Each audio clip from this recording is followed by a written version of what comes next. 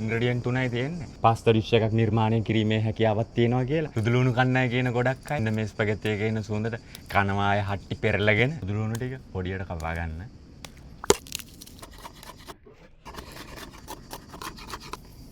කටදැවිල්ලට තියෙන වේලිච්ච මිරිස් පොඩ්ඩකුත් පිනියට කපා ගන්න. සිහින් දිගටි පාස්තා එකක් ගන්න අමතක කරන්න එපා. නැට වෙන වතුරට ලුණු ටිකක් දාගන්න.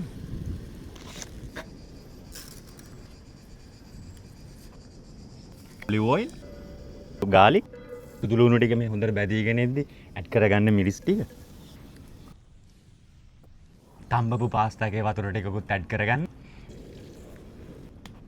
මේ ලෙමන් ගෙඩියක පොතු ටිකකුත් ගාගන්න. පාස්තා ටිකත් ඇඩ් කරගන්න.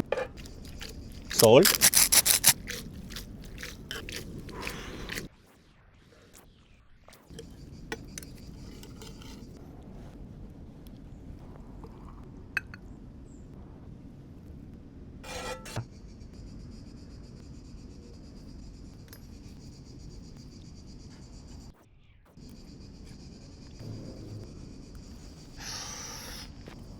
මේ රෙසිපි එක ඉතාලියේ තියෙනවා. ආලියෝ ඔලියෝ පෙපරොන්චිනෝ කියලා. මගේ කටට රහට මම පොඩි දෙහි පොත්තක් ඇඩ් කරගත්තා. මේ දිවට රහ දන්නන්න හිතන තරම් අමාරු නෑනේ. හරි සරලයි.